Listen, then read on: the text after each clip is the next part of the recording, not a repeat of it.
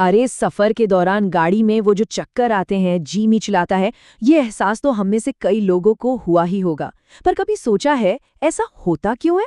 चलिए आज एक बड़ी ही सिंपल सी कहानी से इस रोज के रहस्य को समझते हैं। तो कहानी की शुरुआत होती है एक बच्चे की आवाज से। ये वो पल है जिसे शायद हम सब कहीं ना कहीं पहचानते हैं। एक बच्चा है, बहुत परेशान है और अपनी माँ से मदद मांग रहा है। तो क्या है ये घूमती बस का रहस्य? चलिए इसे सुलझाते हैं राहुल की कहानी के साथ, जो दिल्ली कैंट सदर बाजार से जयपुर के लिए निकला है। तो देखिए, राहुल अपनी पहली लंबी बस यात्रा पर निकला है।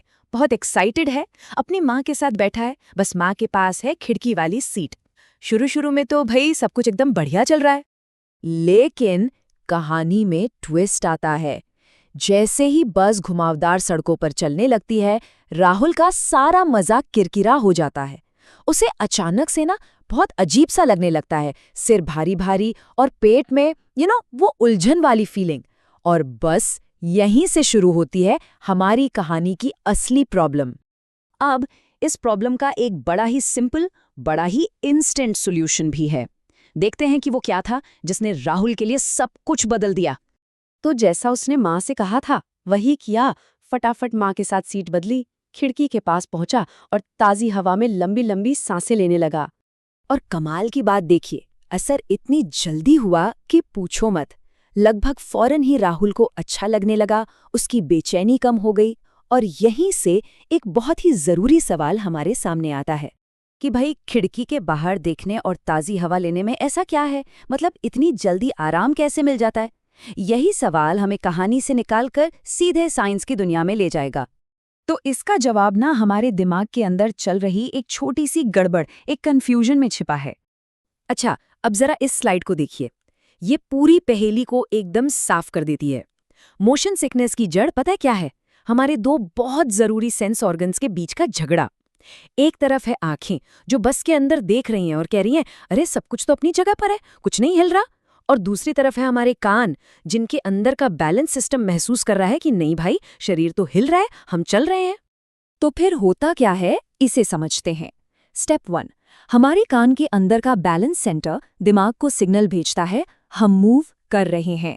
स्टेप 2, हमारी आंखें जो अंदर देख रही हैं वो रिपोर्ट भेजती हैं, नहीं हम तो रुके हुए हैं। स्टेप 3, बेचारे दिमाग को ये दोनों उल्टे पुल्टे सिग्नल एक साथ मिलते हैं और वो हो जाता है कंफ्यूज।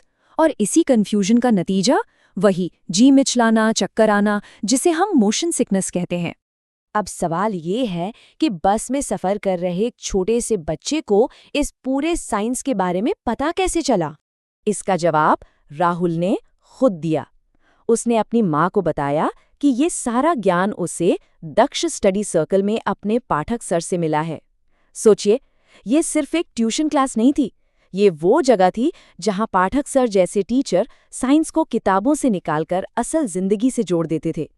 यही दिखाता है कि एक अच्छे गुरु और सही गाइडेंस का कितना बड़ा इम्पैक्ट हो सकता है। तो ये दक्ष स्टडी सर्कल में पाठक सर का सिखाया हुआ एक साइंस का लेसन ही तो था, जिसने राहुल को अपनी प्रॉब्लम खुद सॉल्व करने की ताकत दी। उसे सिर्फ ये नहीं पता था कि उसे बुरा लग रहा है, उसे ये भी पता था कि क्यों बुरा लग रहा है और इसका इलाज क्या है। ये सिर्फ किताबी ज्ञान नहीं था, ये असल जिंदगी में काम आने वाला ज्ञान था। शिक्षा की असली शक्ति यही तो है। तो इस पूरी कहानी का निचोड़ क्या है? राहुल के इस अनुभव से हम सब अपने लिए क्या सीख सकते हैं? चलिए, तो अगली बार जब भी सफर पर निकलें तो कुछ बातें याद रखिएगा। पहली, मोशन सिकनेस दिमाग के कंफ्यूजन का खेल है। दूसरी, इससे बचने का सबसे आसान तरीका है खिड़की वाली सीट पकड़ना। तीसरी, बाहर के नज़ारों को देखिए ताकि आंखों को भी पता चले कि हम चल रहे हैं। और चौथी, ताज़ी हवा लेते रहिए। सिंपल। और जाते जाते एक सवाल छोड़ जाता हूँ। जिस तरह मोशन सिकनेस के पीछे एक सीधा साधा साइंस है, वैसे ही हमारी रोजमर्रा की जिंदगी में ना जाने कितने ऐसे एहसास हैं जिनके पीछे कोई ना कोई वैज्ञानिक कारण छिपा होता है। कभी सोचा है उनके बारे में? तो अगली बार जब कुछ महसूस हो तो पूछिएगा, इसके पीछे का साइंस क्या है?